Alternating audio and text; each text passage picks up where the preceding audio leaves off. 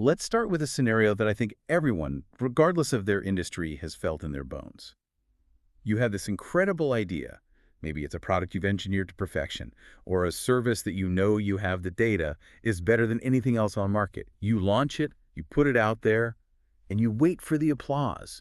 You wait for the sales to roll in, and instead, silence. It's the sound of crickets, and it's arguably the most painful sound in business. It's brutal, and the immediate reaction is usually to blame the product. Oh, maybe the features weren't right, or, maybe the price point was off. But what if the product is fine? What if the problem is actually biological? And that is the pivot point. We tend to think of business failure as an economic problem or a product problem, but more often than not, it is a communication problem rooted in evolutionary biology. Today, we are unpacking Building a Story Brand by Donald Miller. We're looking at the revised 2.0 edition. And the core argument here is that the enemy isn't the competition. The enemy is noise. Noise. That's a broad term. We hear it all the time. Cut through the noise. But Miller isn't using it metaphorically, is he? He's talking about how the brain actually processes data. Exactly. To understand this, we have to look at the brain not as this magical thinking machine, but as a survival mechanism. The brain has two primary directives that override everything else. Number one, survive and thrive. And number two, conserve calories. I feel like my brain is doing that right now. It is, and we have to give that context. Thinking actual critical problem solving is metabolically expensive. It burns glucose. In evolutionary terms, burning too much energy thinking about something irrelevant could mean you don't have the energy to run away from a tiger later. Daniel Kahneman, the Nobel Prize winner, he talks about this as System 1 versus System 2 thinking. Okay, remind us of the difference there. So System 1 is fast, instinctive, and cheap on calories. It's 2 plus 2, 4, or, that face looks angry. System 2 is slow, logical, and expensive. It's 17 times 24. You actually have to stop and think about that. You have to stop walking to do that math. Miller's point is that most marketing demands System 2 processing. It asks the customer to read this dense paragraph, understand our history, decipher this jargon. So when a customer lands on a website that says something like, we provide cross-functional synergistic solutions for enterprise architecture, the brain doesn't just go, I'm bored. It goes, this is a threat to my energy reserves. Precisely. The brain views confusion as a survival threat. It says, this is burning too many calories for an unknown reward, shut it down. And you get tuned out. Miller has this mantra that frames the whole book. If you confuse, you lose. That's the one. It sounds like a bumper sticker, but when you layer the biology on top of it, it's terrifying. It means we are fighting against millions of years of evolution every time we send an email. So if the brain is designed to filter out noise, what gets through the filter? Stories. Storytelling isn't just entertainment. It isn't just once upon a time. It is a sense-making device. It is the most effective tool humans have ever created to organize information. Because a story has rules. It has a structure we instantly recognize. Right. In a story, you know who the hero is, you know what they want, you know who is stopping them, and you know what happens if they fail. It takes random data and puts it in a linear order. It essentially pre-chews the information for the brain. It's a neurological shortcut. So Miller's framework, the SB7 or StoryBrand's 7-part framework, is basically a way to take your marketing message and force it into that structure so the brain can digest it without burning those precious calories. That is the mission. It's a filter. If your message doesn't fit the framework, it's noise. And today we are going to walk through all 7 parts. And I want to be clear, this isn't just for people selling widgets. This applies to leadership, it applies to fundraising, it applies to how you explain your job at a dinner party. Okay, let's get into the machinery. Section 1, the paradigm shift. Miller opens with what he calls the #1 mistake companies make. And honestly, when I read this, I realized I've done this 100 times. Oh, we all have. The mistake is positioning the brand as the hero of the story. Which feels so counterintuitive. I mean, it's my company. It's my blood, sweat, and tears. Yeah. Shouldn't I be the hero? Shouldn't I be telling everyone how great I am? It feels natural, right? You want to signal quality. You want to talk about your awards, your grandfather who started the business in a garage, your patents. But here is the psychological reality. Your customer wakes up every morning as the protagonist of their own movie. Main character energy. 100%. The world revolves around them, their problems, their desires. So when a brand comes along and says, look at me, look how great I am, I'm the hero, The customer doesn't see a savior. They see a competitor. A competitor for the spotlight. Exactly. There is only room for one hero in a story. If you are the hero, I can't be. So I check out. I'm not looking for another hero. I'm looking for something else entirely. The book uses a really visceral example of this failure, the launch of Tidal. Do you remember this? Jay-Z's streaming service. Oh, vividly. It is the perfect cautionary tale of hero versus hero. Let's set the scene for listeners who might have blocked this out. It's 2015. Massive press conference. Jay-Z has assembled the Avengers of music. Madonna, Kanye West, Daft Punk, Alicia Keys, Jack White, they are all on stage, standing in a line. The literal 1% of the music industry. And the messaging. Oh, man. They weren't talking about the fans. They were talking about themselves. They were signing a declaration about artist rights. Jay-Z had this quote, "Water is free. Music is $6, but no one wants to pay for music." Which, if we are in an economics class, is a valid discussion point. But as a brand launch, it was a catastrophe. The public reaction was brutal. Miller describes it as nauseating. Why did it land so badly? Because of the story structure. Look at the roles. Who was the hero? The millionaires on stage. What was the villain? The fact that they weren't making enough money on streams. Yeah. And who was supposed to come in and save the day? You, the customer, by paying $20 a month for high-fidelity audio. So they were asking the customer to be the sidekick. Come help us rich people stay rich. Exactly. And the customer said, no thanks, I have my own problems. Contrast that with a brand like Starbucks. Now, people love to hate on Starbucks, but their branding is clinically precise. Right, because they aren't just selling coffee. If it was just coffee, you couldn't charge $5 for it. Correct. If they were the hero, they would talk about their roasting process and their supply chain all day long, but they don't. They focused on the third place. Yeah. Not work, not home, a place where you, the customer, can feel sophisticated, relaxed, and connected. So the customer is the hero of the Starbucks story. The customer is the busy professional who deserves a break. And Starbucks is just the environment that allows that scene to happen. That is the shift. The customer is the hero. The brand is the guide. The guide, that's the key archetype. You are not Luke Skywalker. You are Yoda. You are Obi-Wan. You are not Katniss Everdeen. You are Haymitch. Your job is not to win the day. Your job is to equip the hero to win the day. I think this is where a lot of leaders struggle too. It's an ego hit, right? You want to be the one slaying the dragon, but you're saying the money and the influence is in being the one handing over the sword. That's it. If you can make that mental switch, everything else in the framework falls into place. But if you stay the hero, you will always be noise. Okay, so we've dethroned ourselves. The customer is the hero. Now we need to talk to them. Section 2 is about clarity and simplification. And we have to talk about the evolution of Apple. You can't do a marketing deep dive without bowing at the altar of Apple. But Miller points to a specific transition that proves the point. Go back to 1983. Apple launches the Lisa computer. This is before the Macintosh. Right. And the ad for the Lisa in the New York Times was 9 pages long. 9 pages. That's a novella. It was a technical manual. It listed the specs, the RAM, the drive capacity, how the operating system managed files. It was incredibly proud of its engineering. System 2 overload. Massive calorie burn. And it bombed. Nobody bought it because nobody understood how it fit into their survival or thriving. Fast forward. Steve Jobs gets fired, goes to Pixar, learns the art of storytelling, and returns to Apple. And we get the Think Different campaign. Which had 0 specs. It didn't talk about the computer at all. It talked about the identity of the user. Here's to the crazy ones. It positioned the customer as a creative rebel, and the computer was just the tool for their revolution. They stopped talking about the product and started talking about the customer's potential. But I want to push back on this for a second. Apple is Apple. They can do whatever they want. Does this simplify advice work if you're selling something actually complicated, like, say, industrial software or medical devices? Is there a risk of dumbing it down too much? That's a common fear. My product is sophisticated, so my marketing must be sophisticated. But there is a difference between dumbing down and clarifying. Miller suggests the caveman test. Walk us through that. Imagine a caveman. Someone with a very primal brain looks at your website for 5 seconds. Can he grunt out the answers to 3 questions? 1, what do you offer? 2, how does it make my life better? And 3, what do I do to buy it? If the caveman is confused, you're losing money. Even in B2B, especially in B2B. Because B2B buyers are just people. They are tired, stressed people who are worried about their budget. If you sell enterprise-grade asynchronous communication protocols, the caveman brain says, I don't know what that is. I can't eat it. It won't keep me warm.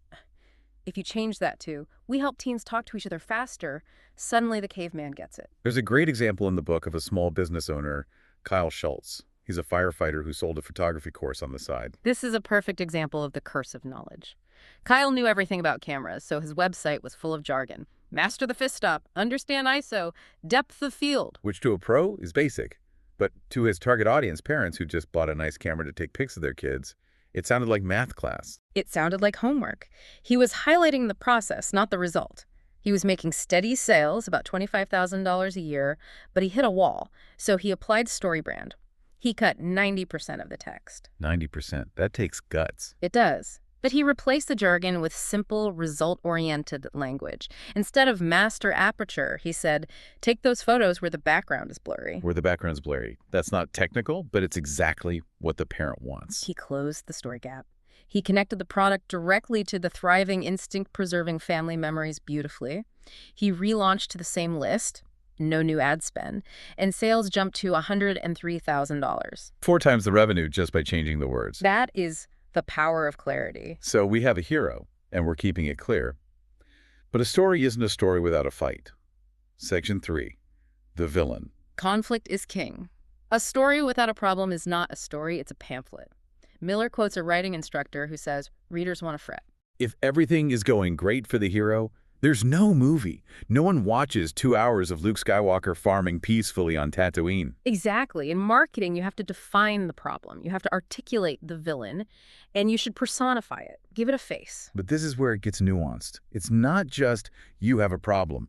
Miller breaks it down into 3 levels of problems: external, internal, and philosophical. This is the framework within the framework, and understanding this distinction is usually the aha moment for businesses. Level 1 is external. This is the physical problem. The pipe is leaking. The car is broken. I'm hungry. Right.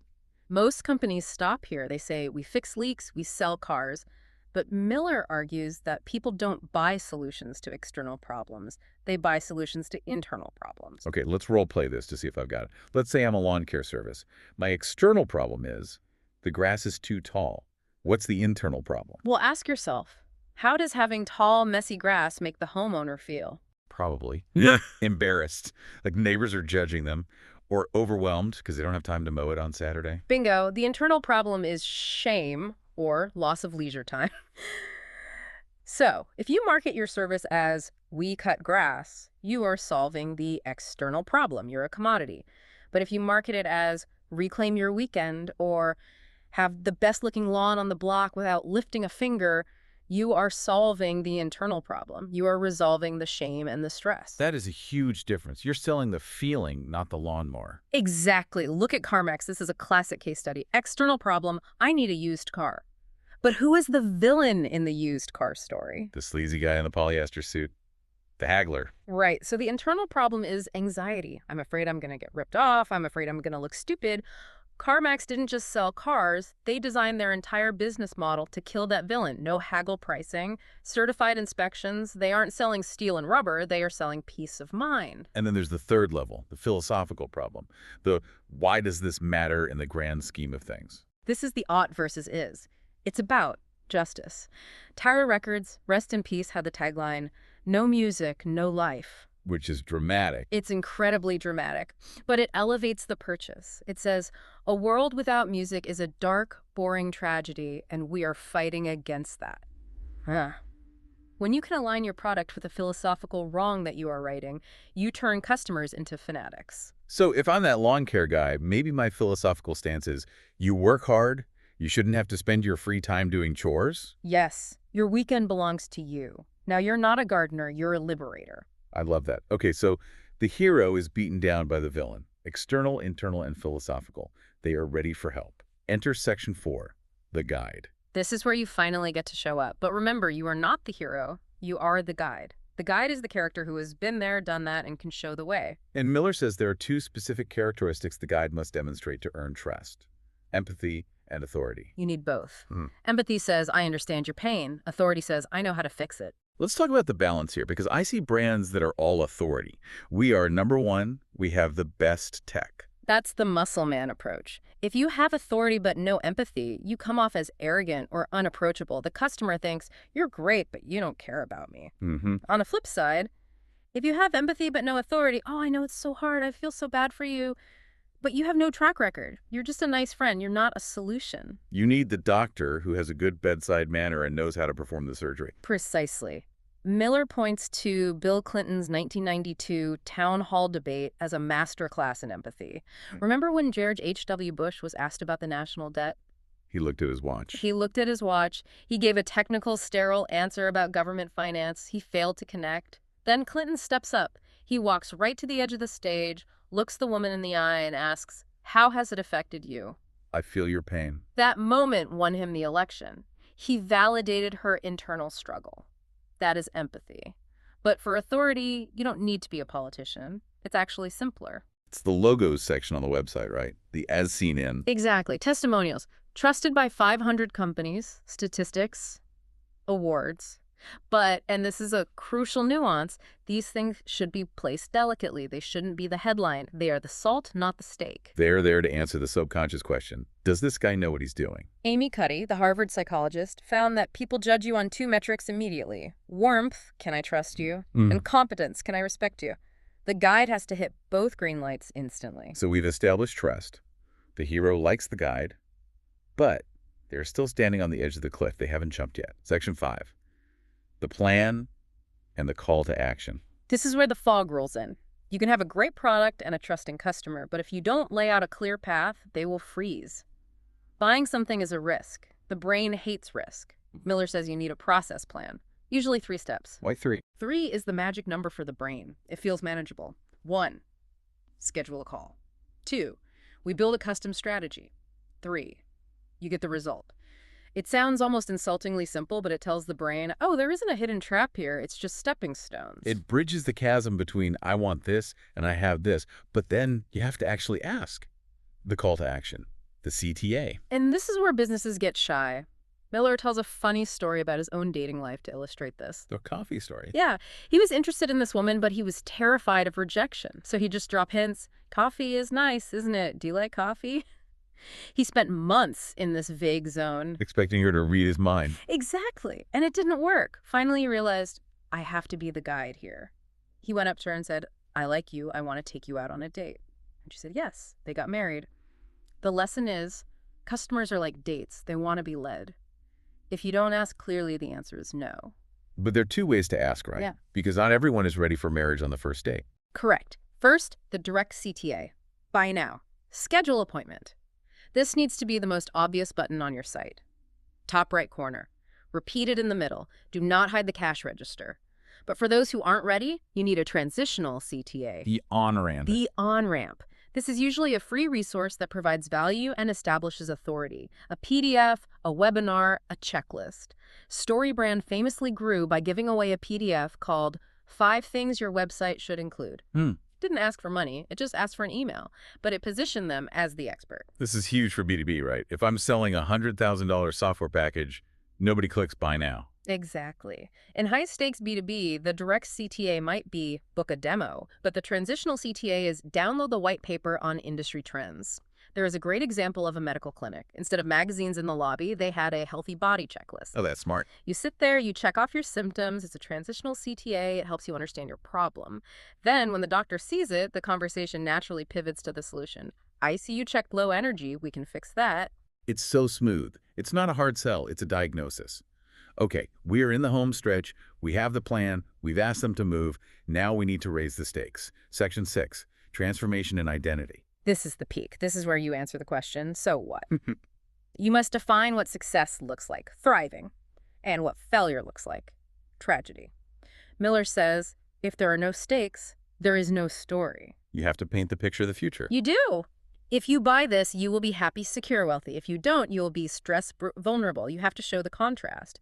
But the deepest level of this, and this is where the deep dive really gets interesting, is identity transformation. This is the idea that people don't just buy products to do things. They buy products to become someone. Yes. The ultimate goal of every hero is to change, to go from the coward to the warrior, from the confused novice to the wise master. Great marketing defines an aspirational identity. Who does your customer want to become? Let's discuss the Gerber Nines example because I think it perfectly illustrates this shift from utility to identity. The Hello Trouble campaign. The ad shows these rugged men and women. They are fighting storms, they are rescuing people from wreckage, they are facing danger head on. And the voiceover is literally talking to trouble, saying, "We're ready for you." Now, let's be real. The average guy buying a Gerber knife Is opening an Amazon package. or slicing an apple. Exactly. He is not fighting a hurricane. But why does he buy that knife instead of a generic one? Because he wants the identity. He wants to feel like the kind of man who could save the day if disaster struck.